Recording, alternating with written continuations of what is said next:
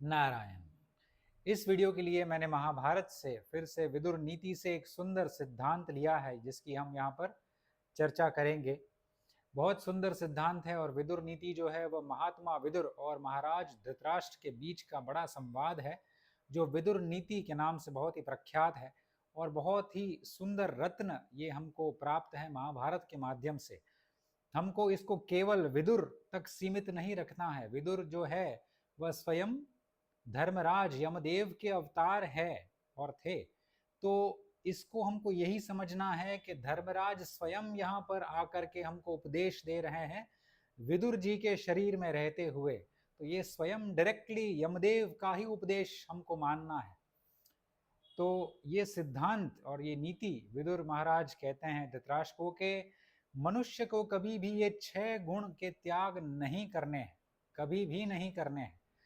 पहला गुण है सत्य। सत्य का त्याग उनको नहीं करना है। अभी सत्य के बहुत ही भावार्थ अलग अलग है। उस वेदांत में अलग भावार्थ है, सरल भाषा में उसके अलग भावार्थ हैं। अगर सरल भाषा में हम समझे तो सत्य का त्याग नहीं करना, इसका अर्थ ये होता है कि हमको सत्य ही बोलना है, हमको असत्य का त्याग करना है। कोई भी परिस्थिति हो, हमको असत्य नहीं बोलना है, हमको सत्य ही बोलना है। जब हम सत्य ही बोलते हैं तो फिर क्या होता है कि समाज में, हमारे परिवार में, हमारे कुटुंब में हमारी एक छवि ऐसी बन जाती है कि हम ऐसे ही पहचाने जाते हैं कि ये मनुष्य तो अधिकतम सत्य ही बोलता है। फिर उसका परिणाम क्या होता है कि लोग आपके पास आते हैं और आप पर निर्भर होने के लिए आते हैं। अगर आप सत्य ही बोलते हैं, आपकी छवि ऐसी बन गई है, तो लोग आपसे जुड़ना चाहेंगे क्योंकि आप पर निर्भर किया जा सकता है और लोगों की आवश्यकता होती है। अगर कुटुंब भी हो, अगर परिवार हो, अगर समाज हो, अगर व्यवसाय हो, किसी में भी एक मनुष्य को दूसरे मनुष्य की आवश्यकता होती ही है। अकेला कोई भी कुछ नहीं कर सकता है। तो अगर आप सत्य बोलते हैं और आपकी छवि ऐसी हो गई है तो लोग सामने से आपके पास आएंगे। समझो व्यवसाय है, लोग आपके पास काम लेकर के आएंगे क्योंकि आपकी एक छवि उनके मन में एक बन गई है कि आप सदैव सत्य का ही पालन करते हैं, आप असत्य नहीं बोलते हैं। तो वो आपसे काम करने के लिए आएंगे और आप पर निर्भर होना चाहेंगे। और निर्भर होना चाहेंगे इसका अर्थ यह है कि वह निसंकोच आपके समक्ष, आपके साथ में व्यवसाय करने की इच्छा रखेंगे क्योंकि उनको पता है कि आप कभी उनको कपट में नहीं डालेंगे। आप कपटी नहीं है क्योंकि आप सत्य ही बोलते हैं। अगर सत्य बोलते हैं तो कपट कर ही नहीं सकते हैं। तो ये एक सरल भाषा में सत्य का लाभ हो गया और आपके पास लोग सामने से आएंगे। आपके कुटुंब में भी आपके पास आएंगे। कोई अगर बड़ी पदवी आपको देनी हो, आपके कुटुंब के मुखिया आपको बनाना है, तो आप ही को बनाएंगे क्योंकि आप जाने जाते हैं सत्य बोलने के लिए। तो सभी को अगर सुंदर संदेश देना है, सत्य ही बोलना है, तो आपसे उत्तम कोई मनुष्य हो ही नहीं सकता है। तो पूरे कुटुंब वाले आपके पास ही आएंगे धीरे धीरे। वो टाइम लगता है, आप जैसे सत्य बोलते जाएंगे आपकी छवि धीरे धीरे ऐसी बनती जाएगी। वर्षों लग सकते हैं, मगर जो परिणाम आता है वो बहुत बड़ा लाभदायी परिणाम होता है। सत्य का वेदांत की दृष्टि में देखें, उपनिषदों की दृष्टि में देखें, तो सत्य जो है, वेदों का मूल जो है वह सत्य है। नारायण भी सत्य में स्थित है और सत्य भी नारायण में स्थित है। महादेव भी सत्य में स्थित है और सत्य भी महादेव में स्थित है। अगर नारायण है तो उनके मुख से सत्य के सिवा और कुछ नहीं निकलेगा। अगर निकल गया तो वो सत्य होकर ही रहेगा और जो सत्य है वही वो बोलेंगे। तो देवताओं की वाणी, ऋषियों की वाणी ऐसी होती है कि वो जो बोले वो होकर ही रहता है और जो होने वाला होता है वो ही वो बोलते हैं। तो अगर वो भूल चूक से भी कुछ बोल दिए तो भी वह होकर ही रहता है। तो ऐसी उनकी वाक सिद्धि होती है। तो अधिकतम जो मनुष्य सत्य ही बोलता है तो वो बहुत ही तप प्राप्त कर सकता है। तप का फल ये होता है कि सत्य बोलने का फल वाक सिद्धि हो जाती है। तो उनकी वाक जो वो जो वाणी बोलते हैं वह सत्य होने लगती है धीरे धीरे, तो फिर उनको और उनमें वो धैर्य भी आ जाता है कि वो फिर कुछ भी ऐसे ही बिना सोचे समझे ना बोले, बहुत सोच समझ के धीर गंभीर होकर फिर वो बोलेंगे। तो सत्य को समर्पण माने वेद को समर्पण, उपनिषदों को समर्पण, सत्य को समर्पण माने धर्म को समर्पण। तो यही है सत्य का मूल अर्थ। सत्य और धर्म एक ही है, सत्य और नारायण एक ही है, सत्य और ब्रह्म एक ही है। तो सत्य को कभी भी हमको त्यागना नहीं है, ये पहला गुण। दूसरा गुण है दान। दान एक ऐसा गुण है जिसके माध्यम से हम में त्याग का बल बढ़ता है। अगर हमको दान करना है, अगर हम कुछ हमारे पास कुछ पैसे हैं, धन है, उसका हम दान करते हैं, द्रव्य दान करते हैं, तो हम में त्याग का बल बढ़ता है, क्योंकि दान देने के लिए फिर त्याग वृत्ति हमारी होनी चाहिए। त्याग वृत्ति बढ़ती है तो फिर हम दान देने के लिए उत्सुक हो उठते हैं। और श्रेष्ठ दान तो यही है कि उचित पात्र को उचित समय पर उचित स्थान पर दिया जाए, तो वो सबसे श्रेष्ठ दान है। उसका फल जो है वह तो बहुत बड़ा है, स्वर्ग से भी ऊंचा फल है। तो ये बहुत बड़ा दान है। अगर देवताओं का संकल्प है, आपका प्रारब्ध भी इतना प्रबल है, तो आप ऐसे पात्र के साथ जुड़ ही जाएंगे और आप में दान देने की मंशा जाग ही जाएगी और आप दान दे ही देंगे। उचित पात्र को उचित समय पर उचित मर्यादा में आप उनको दान दे देंगे, तो आपका जो फल है वह सामान्य फल से तो बहुत 100 गुना बढ़ जाएगा। तो ऐसी दान की महिमा है। तो दान देना जो है वो बहुत ही बड़ा गुण है। आप द्रव्य दान दो, धन दान दो, आप अपना श्रम का दान दो, अपना ज्ञान का दान दो, आप मर्यादा का दान दो, आप क्षमा का दान दो। तो ये सभी है वो दान के भीतर। दान के अलग अलग स्वरूप है। क्षमा दान भी बहुत बड़ा दान है, मगर क्षमा दान की एक मर्यादा है। क्षमा दान बहुत अधिक हो जाता है तो अधर्म बढ़ सकता है। क्षमा दान अगर बहुत कम है तो भी धर्म स्वीकार नहीं किया जाएगा। तो उसका जो मर्यादित उसकी सीमा है क्षमा की, वैसे वो मर्यादा में रहकर अगर दान दे तो बहुत ही उत्तम दान है। तो धर्म की मर्यादा भी रहती है और अधर्म भी दूर रहता है। तीसरा गुण है कर्मण्यता। आपको कर्म करते ही रहना है। यहाँ पर कर्म करते रहना है, तो कौन से कर्म, यहाँ पर अगर प्रश्न आए तो वही कर्म जो हमको वर्ण के आधार पर मिले हैं, जाति के आधार पर मिले हैं। जाति माने जन्म, जन्म माने जाति, ये दोनों एक ही है, पर्यायवाचक शब्द है। अगर आप जन्म को मानते हैं तो आपको जाति को मानना ही पड़ेगा। असंभव है कि जन्म और जाति अलग अलग अर्थ करते हैं। तो शास्त्र की मर्यादा में ये दोनों ही पर्यायवाचक शब्द है। तो हमको जो भी जाति मिली है उसके आधार पर ही हमको सब कर्म करने हैं। वो मर्यादा को हमको लांघना नहीं है, मर्यादा का अतिक्रमण हमको नहीं करना है। अगर वैसे ही कर्म हम करते जाए तो हमको उत्तम फल प्राप्त हो सकता है। तो ये सबसे बड़ा गुण है और ये गुण को भी हमको त्यागना नहीं है। इसका अर्थ ये हुआ कि हमको जो वर्णोचित कर्म मिला है उसको ही करना है। अगर हम हमारा वर्ण का कर्म त्याग करके दूसरों का वर्ण का अगर कर्म हम अपनाएं तो ये फिर ये पाप हो जाएगा, तो ये गुण नहीं कहा जाएगा। हालांकि आपत्ति काल में नियम बदल जाते हैं, मगर आपत्ति काल में भी बहुत नियम के सीक्वेंस है, उसकी एक हिरार्की है। उसके अगर पहला अगर श्रेष्ठ जो आपका कर्म है वो नहीं पालन किया जा सकता, ऐसा काल है, ऐसा समय है, ऐसा वातावरण है, तो फिर आप दूसरे नंबर पे जो आता है वो कर सकते हैं। दूसरा अगर भी वो भी संभव नहीं है, ऐसा समय, ऐसे लोग हैं, ऐसा काल है, तो आप फिर तीसरे नंबर वाला कर्म कीजिए। तो ऐसा एक ऑर्डर है, ऐसा लय है, उसको आपको फॉलो करना है। तो ऐसे को हमको कर्मण्यता हमको समझना चाहिए। और कर्म जो है वह कर्म से छुटकारा किसी को भी नहीं है। भगवत गीता भी कहती है कि कर्म से छुटकारा किसी को भी नहीं है। तो कर्म तो हमको करना ही है। तो क्यों ना हम ऐसे ही कर्म करें जिससे हमारा ही भविष्य उज्जवल हो, हमारे परिवार का भविष्य उज्जवल हो और हमारे समाज का भविष्य उज्जवल हो। तो कर्मण्यता हमको कभी भी त्यागना नहीं है। तो उसके बाद आता है अनसूया। अनसूया का अर्थ ये होता है कि दूसरों के गुणों में दोष देखने की प्रवृत्ति का अभाव। तो अगर आप किसी के मनुष्य में कोई गुण देखते हैं तो उसमें तुरंत ही आप दोष न देखिए, गुण को पहले पहचानिए, गुण की प्रशंसा पहले कीजिए। बहुत ये एक मानसिक स्वभाव हो जाता है लोगों का। अधिकतम देखा जाता है कि सभी को अगर कोई गुणवान मनुष्य दिखता है तो पहले उसके मुख से प्रशंसा नहीं निकलती है मगर दोष देखा जाता है। तो मगर ये अच्छा है, मगर ये ऐसा होना चाहिए, तो ये दोष दृष्टि हो गई।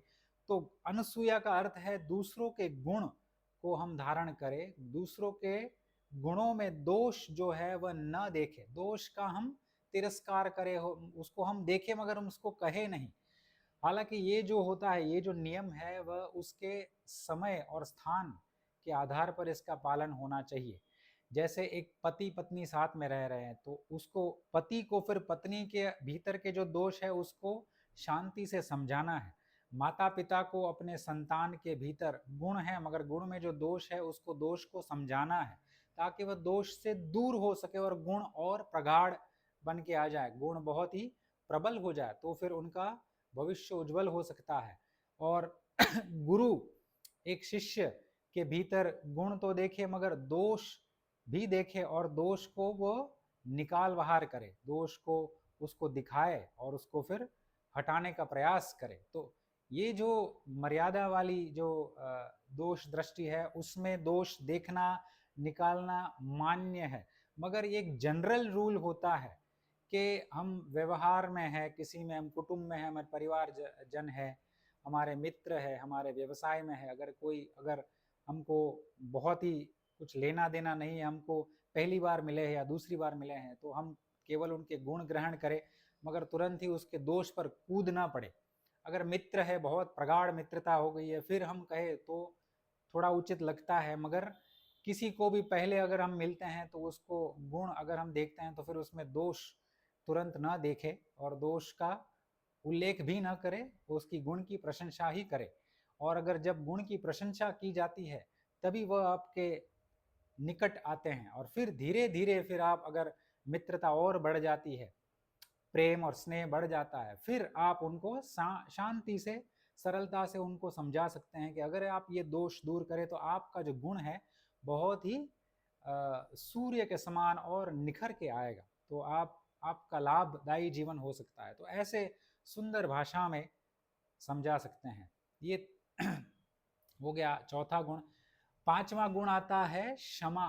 क्षमा जो है वह बहुत बड़ा गुण है, धर्म का भी बहुत बड़ा गुण है।